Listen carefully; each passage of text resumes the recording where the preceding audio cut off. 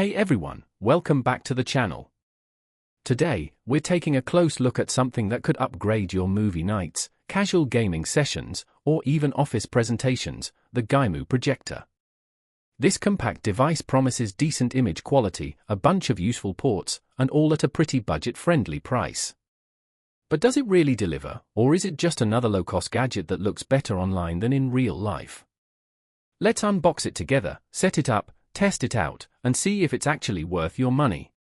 Unboxing, top-down shot. The box comes in pretty minimal packaging. There's some branding on the outside and basic specs listed, but nothing flashy, and that's totally fine. What matters is what's inside. Opening it up, we're immediately greeted by the user manual. It's written in multiple languages, and honestly, it's more detailed than I expected.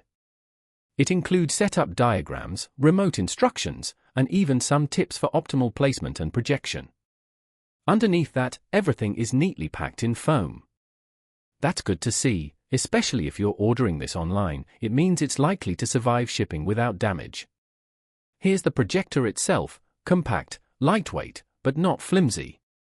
The surface is matte plastic with a slight texture, which not only looks clean but also resists fingerprints.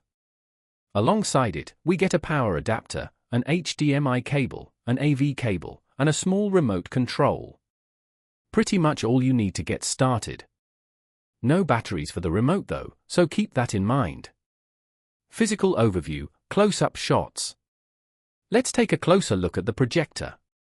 On the back, we've got an HDMI port, a USB port, a headphone jack, an AV input, and even a microSD slot.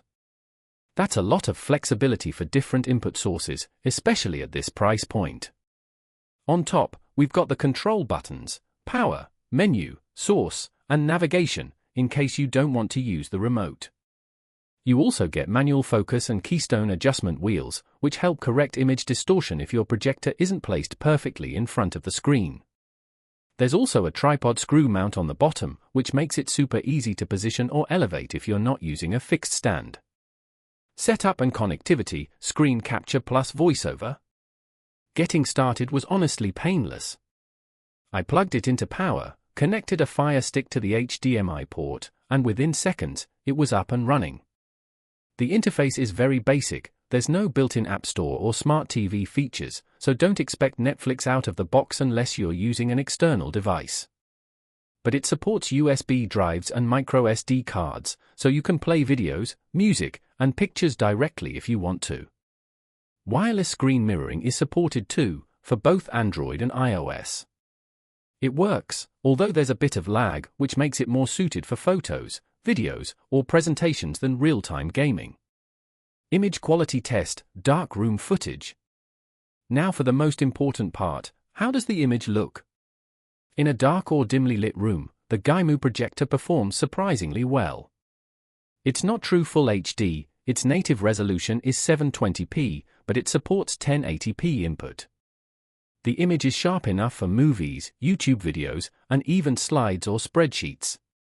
Colors are reasonably vibrant, especially when projected onto a white screen or wall. Blacks aren't super deep, and the contrast can feel a bit flat in very dark scenes, but that's expected at this level. The brightness is decent for nighttime use. In a fully lit room, the image does wash out, so this isn't ideal for daytime viewing unless you have blackout curtains. Audio and fan noise, live demo. Let's talk sound. The built-in speaker is okay. It's clear enough for dialogue and casual viewing, but it doesn't have much depth or bass. For small rooms it works, but if you want more immersion, I definitely recommend hooking up a Bluetooth speaker or using the headphone jack for external audio. As for the fan, yes, it's audible. It's not obnoxious, but you will hear a soft whirring while it's running. During quiet scenes, it's noticeable, but once your content starts playing, you tend to tune it out. Real-world test, B-roll, movie, game, presentation. To really test it, I tried a few different scenarios. First, a movie night with the lights off. The experience was great for the price, image quality held up, colors were fine, and it felt immersive on a large white wall. Next, a quick gaming test with a console connected via HDMI. There was a bit of input lag, nothing major, but enough that I wouldn't recommend it for competitive gaming. For casual or turn-based games though, it's totally fine. Lastly, I tested a simple PowerPoint presentation via USB. Text was clear and readable, and image slides looked decent. I can definitely see this being useful for small business meetings or school projects. Pros and cons, on camera. Let's break it down. What I liked.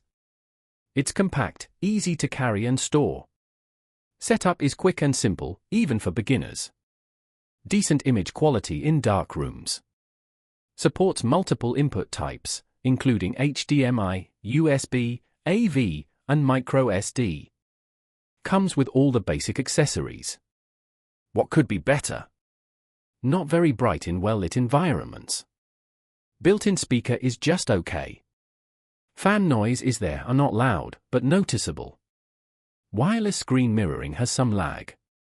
Conclusion, on camera? So, is the Gaimu projector worth it? If you're looking for an entry-level projector to enjoy movies at night, stream content from your Fire Stick or laptop, or even give a presentation here and there, then yes, this is a solid choice, especially if you're on a budget. Just remember, it's not a high-end home theater device, but for casual use, it delivers more than I expected. Let me know in the comments what you think, or if you've tried this projector yourself. And if you found this review helpful, consider liking the video and subscribing for more tech content like this. Now that we've seen what this specific model can do, let's take a moment to talk about smart projectors in general, because the technology has come a long way in recent years. Modern smart projectors aren't just about projecting an image anymore. They've evolved into full entertainment hubs.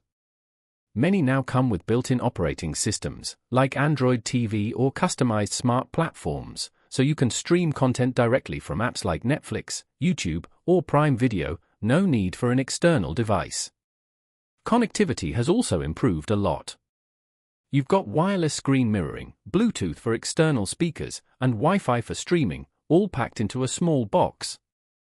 Some projectors even support Apple AirPlay or Chromecast, which makes sharing content from your phone super easy. Another impressive upgrade is automation. Autofocus and auto keystone correction have become standard on many models, especially mid-range and up. That means your image adjusts itself in seconds without you having to tweak anything. It's a huge time saver, especially if you're using the projector in different places. And let's not forget the audio. While built-in speakers used to be an afterthought, some modern projectors now include decent stereo sound, or even Dolby support. Of course, for the best experience, external speakers are still ideal, but it's great to have something usable right out of the box. In terms of light source, most projectors now use LED or laser technology instead of traditional lamps.